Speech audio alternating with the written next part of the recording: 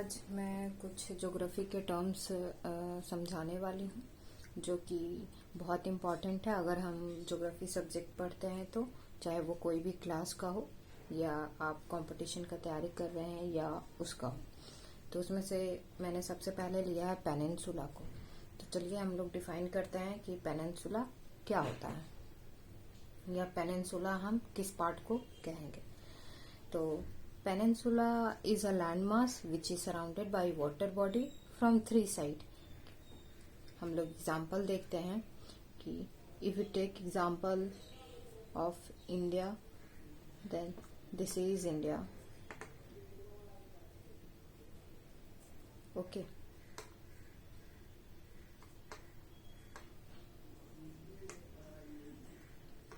This is India.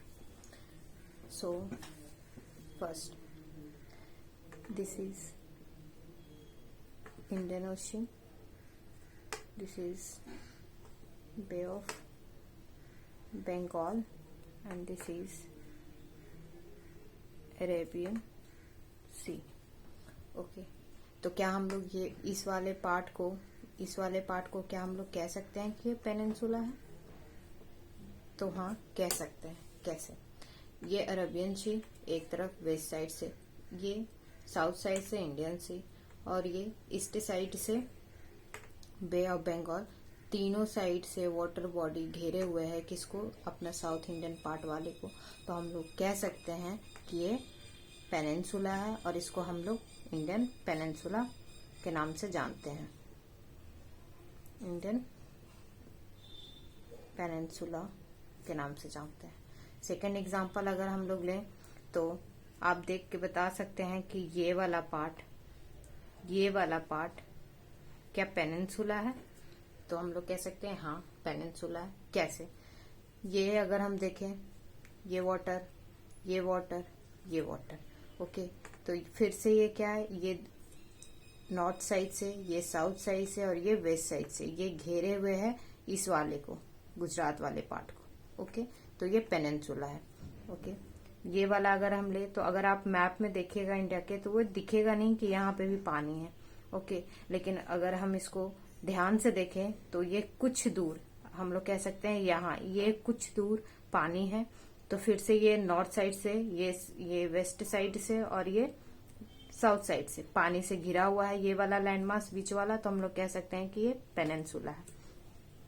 Okay, तो हम लोग पेनिनसुला का डेफिनेशन देख लिए कि land mass which is surrounded by water body from three side. दूसरा मैंने एग्जांपल लिया है गल्फ, बे और बाइट का। तो सबसे पहले हम लोग इसका डेफिनेशन देखते हैं। तो क्या होता है? Water mass surrounded by land mass from three side. Okay, तो अगर हम गौर से देखें तो ये जस्ट अपोजिट है पेनिनसुला के। पेनिनसुला में हम लोगों ने देखा था कि लैंडमास जो है वो सराउंडेड बाय वाटर बॉडी है तो उसको हम लोग पेनिनसुला कहेंगे। लेकिन इसमें क्या है कि वाटर बॉडी अगर थ्री साइड से लैंडमास से सराउंडेड है तो उसको हम लोग गल्फ, बे और बाइट कहेंगे। अब यहाँ मैं तीन वर्ड यूज कर रही हूँ, तो ये तीन वर्ड में बस इतना ही डिफरेंस है कि ये साइज में कोई बड़ी है और कोई छोटी है। तो अगर हम लोग देखें तो गल्फ सबसे छोटी है, उससे बड़ी है बे और उससे बड़ी है बाइट। तो इसका एग्जाम्पल हम लोग यही इसी वाले फिगर से देख लेते हैं। ओके, तो अगर आप सबसे पहले हम लोग गल्फ समझने का ट्राई करते हैं। गल्फ सबसे छोटी है, तो सबसे पहले एग्जाम्पल लेते हैं ये वाला पार्ट। तो आप देखिए कि ये गल्फ है या नहीं। गल्फ का मैंने डेफिनेशन बताया कि वाटर बॉडी रहेगी और उसके तीन तरफ से लैंडमास रहेगा। तो आपको दिख रहा होगा कि ये यहाँ लैंडमास है। ओके, ये लैंडमास है। ओके, और ये लैंडमास है और ये वाला, ये जो पॉइंटेड ये होता है वो।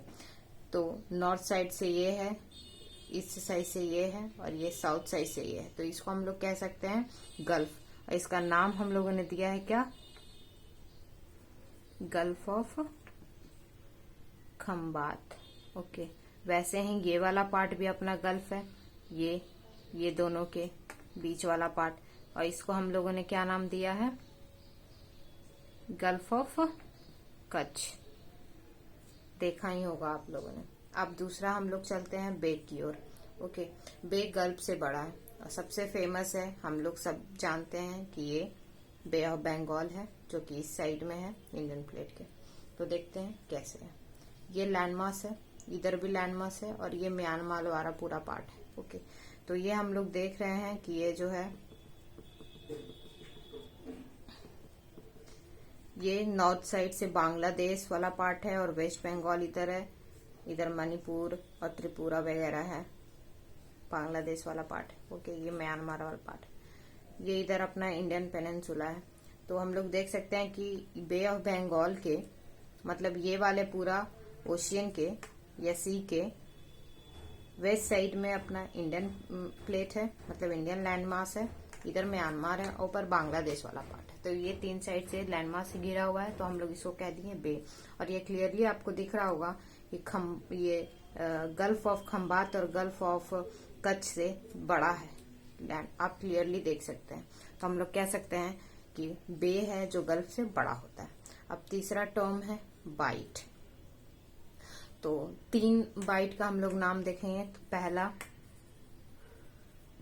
ग्रेट ऑस्ट्रेलियन बाइट, दूसरा वेस्ट अफ्रीका, और तीसरा न्यूजीलैंड। इसका लोकेशन आप देखिएगा, मैं इसका लोकेशन बताती हूँ।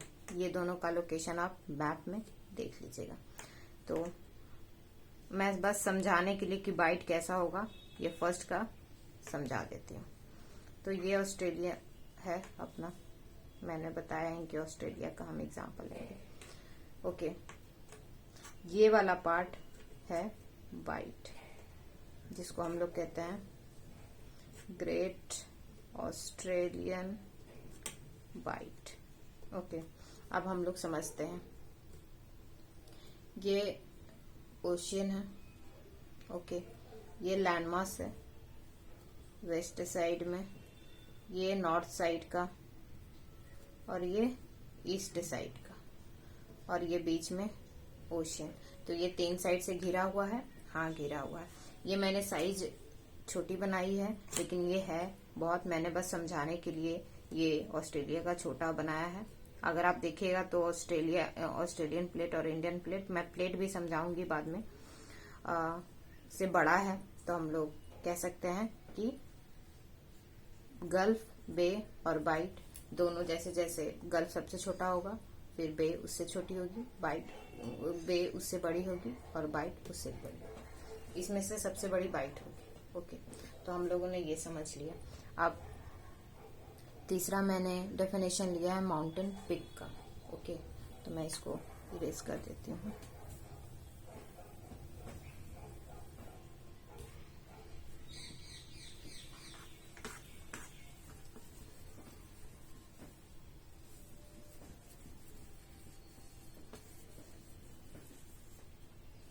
Okay, mountain peak. तो माउंटेन पिक का डेफिनेशन क्या होता है? हम लोग सब बार बार पिक बोलते हैं, लेकिन लोग समझते नहीं है कि एग्जैक्टली माउंटेन पिक होती क्या है। सबसे पहले माउंटेन पिक का डेफिनेशन है कि वो कॉनिकल शेप होना चाहिए। कॉनिकल शेप कहने का मतलब है कि ये कुछ इस प्रकार होना चाहिए, ये इस वाले शेप में होना चाहिए। ओके, दूसरा ये है इसका इम्पोर्टेंट कि इसकी जो हाइट होगी वो 1000 मीटर से हमेशा ज्यादा होनी चाहिए। ओके, ये है। तो हम लोग इसको कह देंगे माउंटेन पिक। ओके, दूसरी बात ये है कि ये इसको हम लोग कह देंगे माउंटेन पिक। चौथा मैंने डेफिनेशन लिया है माउंटेन चेन। तो इसका सिंपल डेफिनेशन ये है कि a series of mountain peak is called as mountain chain. जैसे हम लोग एग्जांपल ले लेते हैं ग्रेटर हिमालय का। हिमालय का 3 पार्ट होता है, ग्रेटर हिमालय, लेजर हिमालय और ये शिवालिक। तो हम लोग ले रहे हैं एग्जांपल ग्रेटर हिमालय का। तो ग्रेटर हिमालय में बहुत बड़ी बड़ी ऊंची ऊंची पिक्स हैं, ये हम सब जानते हैं। तो उसमें से सबसे ऊंची पिक कौन सी है, आप लोग सर्च कीजिएगा। ओके, तो ये ग्रेटर हिमालय का कुछ इस प्रकार हमने देख लिया है। ये जो पिक्स हैं वो सीरीज में है, मतलब एक के बाद एक के बाद एक है। ओके, तो इसको हम लोग कह देंगे माउंटेन चेन। ओके, फिर है एग्जाम्पल माउंटेन रेंज। अब माउंटेन रेंज क्या होता है? माउंटेन रेंज, तो डेफिनेशन मैंने लिखी हुई हूँ, many chain formed at different geological time in an area. Okay, तो इसका हम लोग देखते हैं, यही वाला एग्जांपल हम लोग ले लेते हैं, ग्रेटर हिमालय का हम लोग एग्जांपल ले लेते हैं। ओके, तो आप देखिएगा कि ये आप लोग जानते ही होंगे कि हिमालय को हम लोग 3 भाग में बांटते हैं। सबसे पहला ग्रेटर हिमालय, दूसरा लेजर हिमालय और तीसरा शिवालिक। ओके, अब इसको, ये पूरे को हम लोग कह देंगे कि ये माउंटेन रेंज है। क्यों कहेंगे? रेंज है। तो डेफिनेशन में देखिए मैंने क्या लिखा है, mountain chain formed at different geological time. पहले चेन क्या होता है, तो ये वाला चेन है, यहाँ पे भी कुछ पिक्स होंगे, प्लेट्यू होंगे। ओके, यहाँ भी होंगे। और ये चेन, ये नॉर्थ से अगर साउथ डायरेक्शन में जाएं तो ये आपको चेन एक दिखेगा, सबसे ऊंचा ये, फिर ये, फिर ये। और ये जो तीनों बना है, ग्रेटर हिमालय, लेजर हिमालय और शिवालिक, ये तीनों एक टाइम पे नहीं बने हों, तीनों अलग अलग टाइम पे बने हों। ये वाला जो ये बोलना चाह रहा है जियोलॉजिकल टाइम, वो बेसिकली यही है कि तीनों का फॉर्मेशन टाइम है वो अलग अलग हो। जैसे ग्रेटर हिमालय सबसे पहले बना हो, फिर उसके बाद लेजर हिमालय बना, उसके बाद शिवालिक हिमालय बना। तो फॉर्मेशन जो हो वो अलग अलग ड्यूरेशन में हो, तो उसको हम लोग माउंटेन रेंज कह सकते हैं। अगर ये सेम टाइम पे बना हो तो वो रेंज माउंटेन रेंज नहीं कहलाएगा, फिर वो माउंटेन चेन कहलाएगा।